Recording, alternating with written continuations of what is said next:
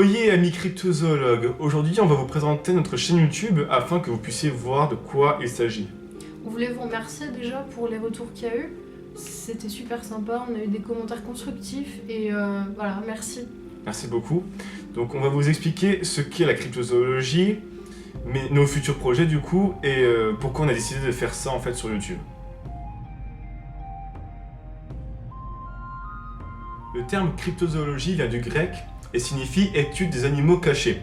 Il a été inventé par le biologiste écossais Ivan Terence Sanderson, qui a notamment travaillé sur le cas de l'homme des glaces du Minnesota. Il a été aidé dans ses recherches par un autre cryptozoologue, Bernard Heuvelmans, qui a publié son œuvre sur la trace des animaux oubliés entre 1955 et 1970. La cryptozoologie est un parcours qui ne se fait pas scolairement en fait, et c'est dommage parce que du coup elle n'est pas prise au sérieux. Et il faut de vraies bases scientifiques pour étudier la cryptozoologie, sinon on tape vite dans le canular. Et les gens pensent pas mal en faisant ce genre de canular et en inventant des choses, mais ça dénature vraiment le travail d'un cryptozoologue.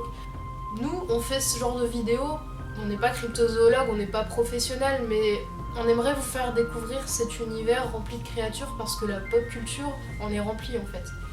Mais il y a de vrais scientifiques, biologistes et chercheurs qui se penchent sur ce sujet comme nous l'avons vu précédemment.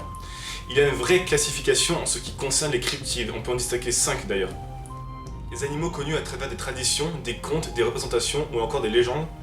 Les animaux connus par des témoignages via les sens, sauf le goût parce que ce serait bizarre quand même. Les animaux connus par une empreinte matérielle.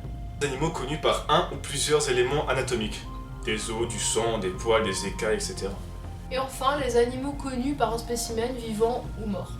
Tout animal aussi gros ou plus gros qu'une grenouille et qui n'est pas identifié est considéré comme un cryptide. Si c'est trop petit, ça marque pas les esprits.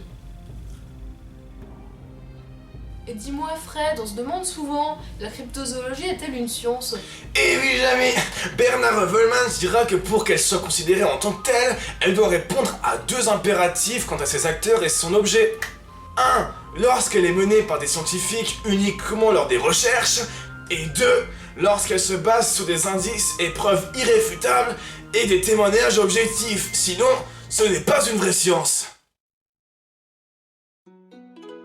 Déjà, continuer ces vidéos parce qu'on aime vraiment les cryptides. On compte aussi instaurer une émission parlant des différentes mythologies, en plusieurs vidéos évidemment, du genre un walkthrough mythologique. Ouais, on n'a pas encore décidé pour le nom, mais j'avais une petite idée, genre l'épopée mythologique, donc dites-moi ce que vous en pensez dans les commentaires par exemple. Et pas seulement des mythologies religieuses, mais aussi des mythologies fantaisistes, type Seigneur des Anneaux, Harry Potter, etc. Enfin, que des trucs qui nous plaisent quoi, sinon c'est pas intéressant. On aimerait aussi, dans un futur très lointain, faire une web-série avec des cryptides, de la mythologie, pourquoi pas les deux. On fera sûrement des petits coups de vent aussi sur les cryptides dont on n'a pas grand chose à dire et on rajoutera quelques informations sur certaines mythologies ou certaines anecdotes en fait sur des cryptides.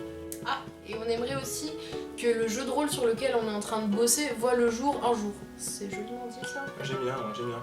Enfin, ça c'est aussi un projet qu'on connaît depuis longtemps, c'est faire des rap battles dans des univers que l'on affectionne beaucoup. Surtout un en particulier, très difficile à deviner, c'est incroyable. Fou, délire.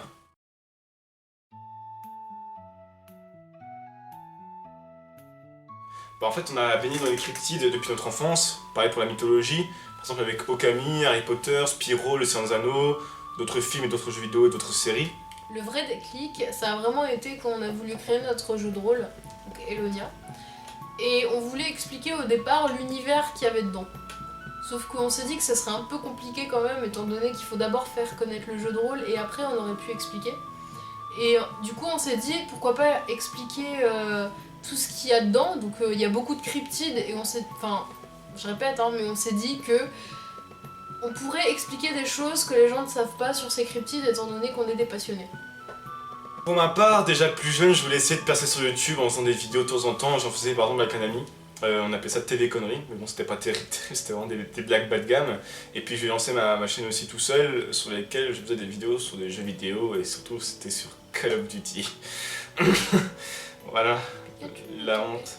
Ça nous aide beaucoup aussi à s'exprimer dans la vie de tous les jours et devant les gens, parce qu'on a chacun des lacunes dans ce domaine et s'exprimer comme ça devant une caméra, c'est pas aisé, du coup ça nous entraîne. Et j'ai bien senti que vous avez remarqué mon problème d'élocution dans la précédente vidéo.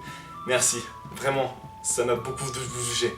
Et c'est vrai que moi, j'ai tendance à chercher mes mots, comment dire... On aurait dit que t'avais fait Dory, on aurait dit t'as cherché les mots. On espère que cette petite vidéo vous aura plu et vous aura permis de mieux nous connaître et qu'elle vous aura donné envie de nous suivre pour la suite. On a eu beaucoup de retours qui étaient positifs et des commentaires surtout constructifs, c'est génial. Continuez, commentez, partagez, faites découvrir nos vidéos à vos amis, on aimerait bien que ça plaise à beaucoup de gens parce qu'on aimerait bien piquer votre fric en fait.